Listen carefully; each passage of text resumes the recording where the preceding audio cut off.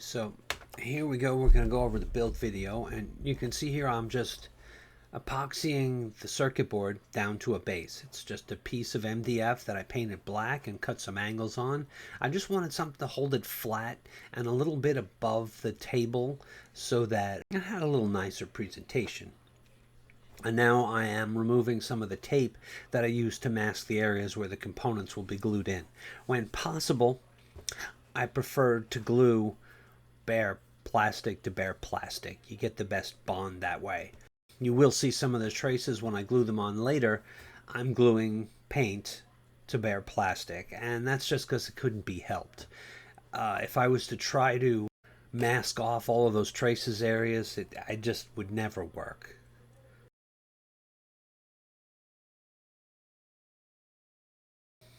And here you see there's the picture of the traces as they came off the printer, and you saw the piece of paper that I double stick taped them to so I could finish them. And here we are just gluing stuff down. It's pretty straightforward. None of these components I don't think are glued down yet, although it's hard to tell. I don't think I glued them down first. I wanted to make sure everything fit before I glued it together, and I thought I might have to trim the traces just a little bit before I glued them down. There's always little inconsistencies, sometimes you get a little extra squish when you're printing, so the parts are just a little bit bigger than they thought they were going to be. So I wanted a little flexibility before I actually glued everything down. And I was afraid this was going to be a nightmare, but it actually wasn't quite that bad. So, just gluing stuff down.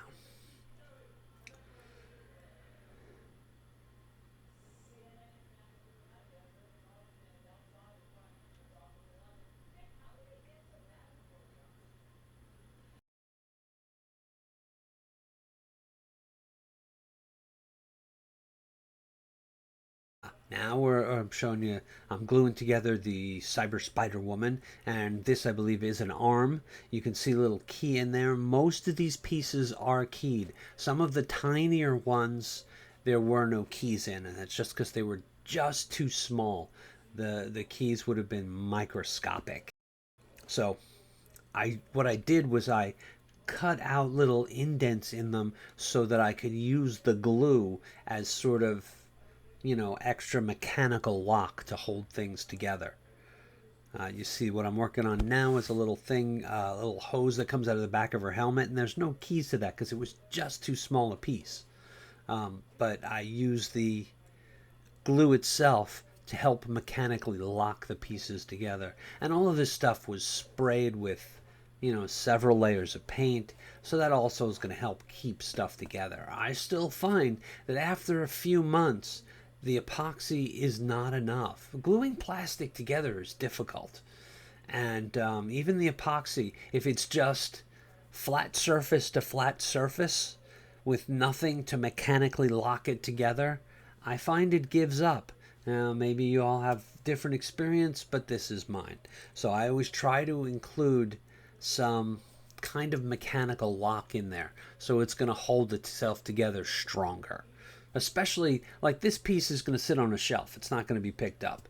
But if it's a piece that's going to be picked up and carried around, I like a really good, strong bond. You know? Nothing worse than having a paint job ruined because a piece fell off or something like that. Okay, we're still working on the old Cyber Spider Woman. I got her mostly glued together. I think I glued everything for the finishing process except the legs. Because the way I had cut this up, oh, there's a close-up of her head. The way I had cut this up is her hand, her right hand, was actually part of the heat gun print.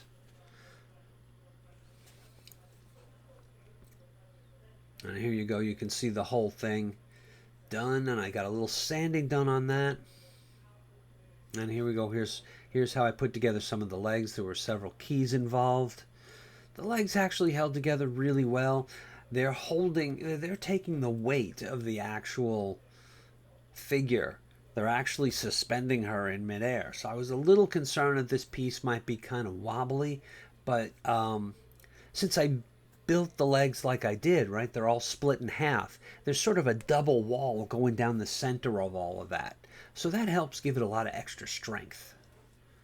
And here's the heat gun, gluing in some keys now. And I'm blowing by all of this really quick because I don't know how interesting it would be at regular speed.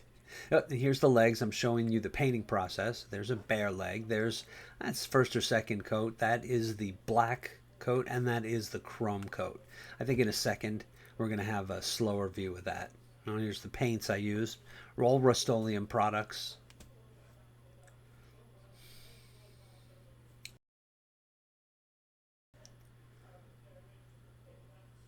There we go. There's a nice slower view. Now this chrome stuff was actually pretty nice. I don't remember how much it was. I don't think it was more than $8. And it's a rattle can. And it wasn't a mirror finish, but it was pretty darn close. Okay, here's the first layer of primer on the Cyber Spider Woman. And you can see everything looks pretty good. She's all nice and smooth. No real layer lines showing through. I was pretty happy with that. Everything came out great. She's all printed in 0.4 nozzle, except for the face, which I did at 0.2. And I had no layer lines in that. It was just spray painted with some primer filler and painted. Now here's the first layer of paint on the skin tone. I decided I was going to do that, then do this, which is mask out everything. Because I figured it would be easier to mask out acrylic paints. That like I said, the chrome stuff is very delicate, so I didn't think it would take being masked out. I didn't really want to deal with that. So I masked all that out, and as you'll see in a few minutes, it didn't really help. Some of the paint bleeded through. And here you go. Here's the first coat of the gloss black. And came out nice. And here's you see that little spot right there? That was just from setting it down on the table. Stuff is very delicate. There you go. You can see it a little better. It's very delicate. You can't touch it. The oils from your skin will ruin the chrome finish. It's really delicate stuff. I got some other stuff I'm going to try. I will do a couple of videos on that and see how it goes.